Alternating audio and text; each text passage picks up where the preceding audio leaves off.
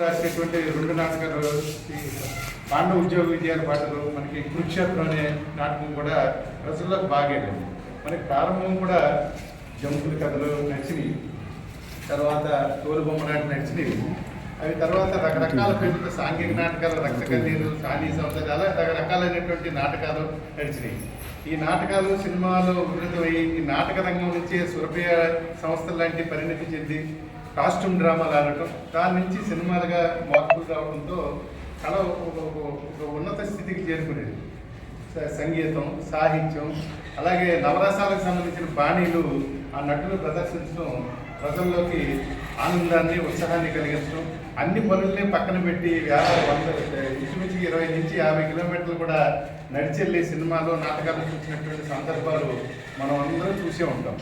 కానీ కాలక్రమంలో ఈ టీవీ సినిమాలో రెండోది టీవీ రంగం ఎప్పుడైతే ఎస్టాబ్లిష్ అయిందో అలాగే సంబంధించినటువంటి మార్పులు సమూలంగా మార్పులు వచ్చినాయి.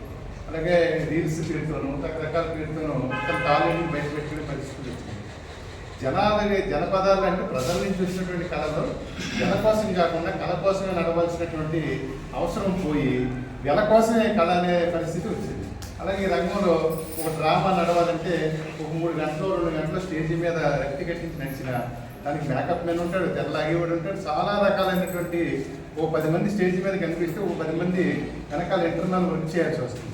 వీళ్ళకి 60 సంవత్సరాలు వచ్చినప్పుడు ఈ కళ మీద తన జీవితాన్ని పణంగా పెట్టి నడిచిన వాళ్ళు, అలాగే పోలాట బృందం కానివ్వండి, ఏ బృందం కానివ్వండి, కళాకారుడు అనేవాడు ఏంటంటే సమాజంలో తను ఇబ్బంది పడిపోతున్నా, తనకి ఏమి ఉన్నా లేకపోయినా, తనకి తెగిపోయిన చెప్పులు దొరుకున్నా, చిరిగిపోయిన బట్టలు కట్టుకున్నా తన యాక్టివిటీని మొత్తం కాన్సన్ట్రేషన్ చేసి దాని మీద పెట్టి చేయగలుగుతాడు.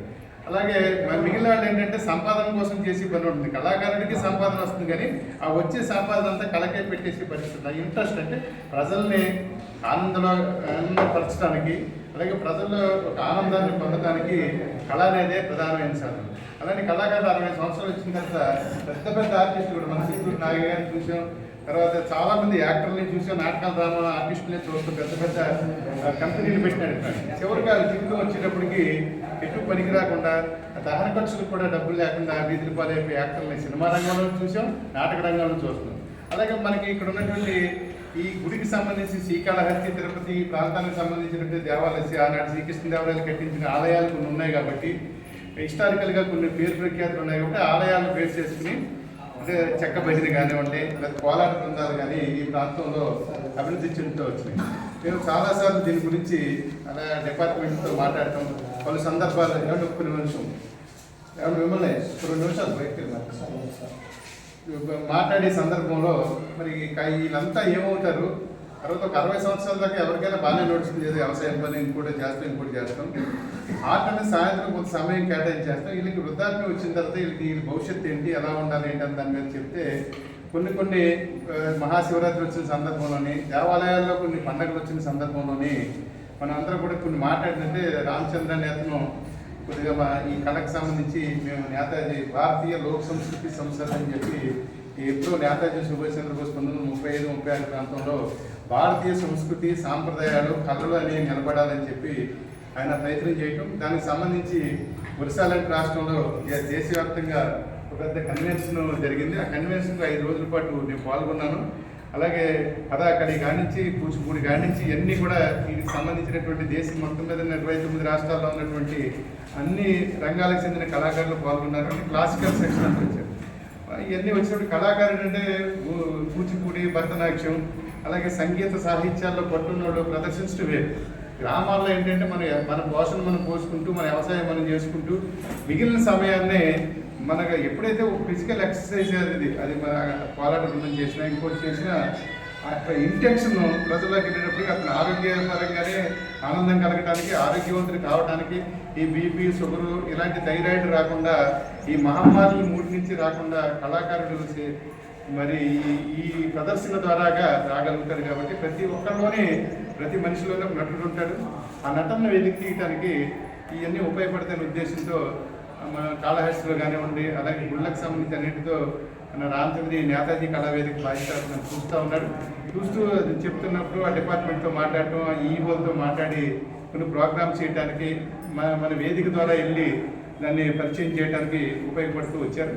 అలాగే మనకి ఏమన్నారంటే మరి మే నెల టైంలో కార్మికుల దినోత్సవం మేడే జరుగుతుంది కాబట్టి ఆ సందర్భంగా మరి ఆ కార్మిక రంగంలో చాలా ట్రేడ్స్ ఉంటాయి, వందలాది ట్రేడ్స్ ఉంటాయి కార్మిక రంగంలో. మరి చట్టబద్ధంగా యూనియన్ రిజిస్ట్రేషన్ ఎంచుకుంటూ నడుచుకునే ఓ పద్ధతి గవర్నమెంట్ ల్యాబ్ యాక్ట్ చట్టాలు ఉంటాయి. ఏ చట్టానికి సంబంధం లేని కళాకారులుగా మీరు ఉండిపోయారు కాబట్టి ఈ మేడే సందర్భంగా వృత్తి కళాకారులందరినీ కూడా గుర్తించి ఈ వృత్తిని కూడా గౌరవప్రదంగా ఉండాలనే ఉద్దేశంతో మరి మే 1వ తారీఖు కానీ 30 నుంచి కానీ మే 1, 2, 3 తారీఖుల్లో కూడా మనం అలాగే రాష్ట్ర ప్రభుత్వానికి సంబంధించిన సాంస్కృతిక శాఖ రెండు కలిసి సమన్వయంగా ఒక కార్యక్రమం చేయాలని చెప్పి మరి నాకు టి రామచంద్రయ్య ఆయన కార్మికులు చూసిన పత్రిక నడుపుతుంటాడు. దాంట్లో వృత్తి కళాకారులకు సంబంధించి అన్నీ కూడా అప్పుడప్పుడు ఆర్టికల్స్ వస్తూ ఉంటాయి. ఒక సంస్థ ఒక వేదిక ద్వారా నడిపినట్టయితే బాగుంటుందని ఉద్దేశం అనిపించింది.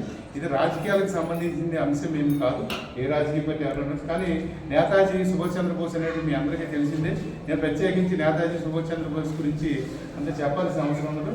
అలాంటి వ్యక్తి ప్రేరణతో వచ్చినటువంటి కళావేదిక నేతాజీ కళావేదికని ఓ పేరుతో నడపడానికి నిశ్చయించుకున్నాం. దాని ద్వారానే కరస్పాండెన్స్ అంతా రామచంద్ర చేస్తూ ఉన్నాడు. ఈ చేసే ప్రాసెస్లో దీన్ని మరి 3 రోజుల కార్యక్రమం చేయడం ద్వారా అలాగే ఏ గ్రామంలో ఎంతమంది కళాకారులు ఉన్నారు, అలాగే ఆయన ఇప్పుడు జయరామయ్య గారు ఆయన స్కూల్ హెడ్ మాస్టర్గా చేసి రిటైర్ అయ్యారు కాబట్టి కొంత సమాచారం ఉంది. దగ్గర చదువుకున్న స్టూడెంట్స్ అంటుంటారు. గ్రామీణంలో ఏ కళలు ఉన్నా బుర్రకథ దగ్గర నుంచి అన్ని కాలగర్భంలో కలిసిపోతుంది. ఏ కళ కూడా కనిపించే పొజిషన్ లేదు. కానీ అన్నింటినీ ఆ రీల్స్ చదువు సాఫ్ట్వేర్ తెలిసిన వాళ్ళు మరి దాన్ని ఏం చేస్తారు, అప్డేట్ చేసుకోగలుగుతారు తప్ప ప్రత్యక్షంగా ప్రదర్శన చేయాలంటే కొంచెం కష్టం అవుతుంది. ఎందుకంటే టైము సెన్స్ అనే అవసరం ఉంది. మీరు పూర్తిగా ఏంటంటే రోజుల తరబడి దాని మీద